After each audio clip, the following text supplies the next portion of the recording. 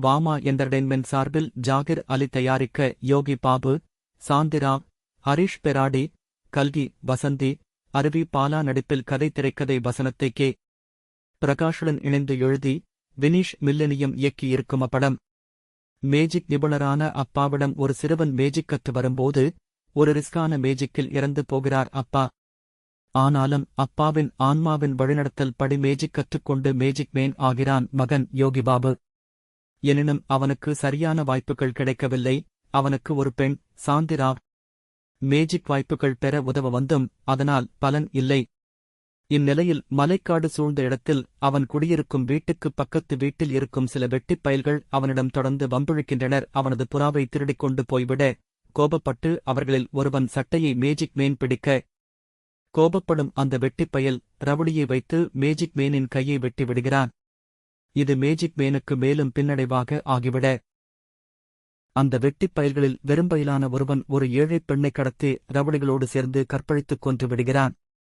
குற்றவாளிகளை பழிவாங்க magic man விரும்ப போலீஸ் குற்றவாளிகள் பக்கம் நிற்க நடந்தது என்ன என்பதே படம். இப்படி கதை சுருக்கமாக எழுதிப் பார்த்தால் அப்படி ஒன்றும் மோசமான கதை இல்லையே என்பது புரிகிறது.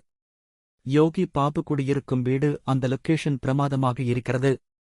அதற்காக அந்த இடத்தை விட்டு கேமராவை நகர்த்தவே மாட்டேன் என்கிறார்கள். ஒளிப்பதிவு மது அம்பாட் என்று டைட்டிலில் போடுகிறார்கள். யோகி பாபு சில இடங்களில் நடக்கக்கூட முடியாமல் கஷ்டப்படுகிறார். அதற்கு பல காரணங்கள் இருக்கலாம். ஆனால் அவரை தூங்கக்கூட விடாமல் அவசர அடி அடித்து இருப்பார்களோ என்றும் தோன்றுகிறது. யோகி பாபு, மேஜிக் இது இரண்டும் சேர்ந்தால் அது யாருக்கான படமாக இருக்க வேண்டும்? குழந்தைகளுக்கான படமாகத்தானே இருக்க வேண்டும். ஒரு சில காட்சிகள், ஓரிரு மேஜிக் தவிர குழந்தைகளைக் கவர ஒரு காட்சி கூட இல்லை என்பதுதான் பரிதாபம். அது கூட பரவாயில்லை. சிறுமியை கற்பழித்துக் கொன்ற நபர் சுடுகாட்டில் போய் அவள் பிணத்தைத் தோண்டி மறுபடியும் முயன்றாரன் என்ற சீன் உள்ள படத்துக்கு யோகிபாபு எதற்கு? மேஜிக் எதுக்கு? மேஜிக் பற்றிய கதையில் திரைக்கதை வசனத்தில் ஒரு மேஜிக்கே இருக்க வேண்டாமா?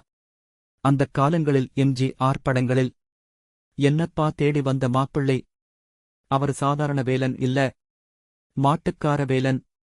ஏன்னா அதுதான் நான் குடியிருந்த கோவில் என்று படத்தின் பெயர் ஒரு முறை மட்டும்தான் வசனம் வரும்.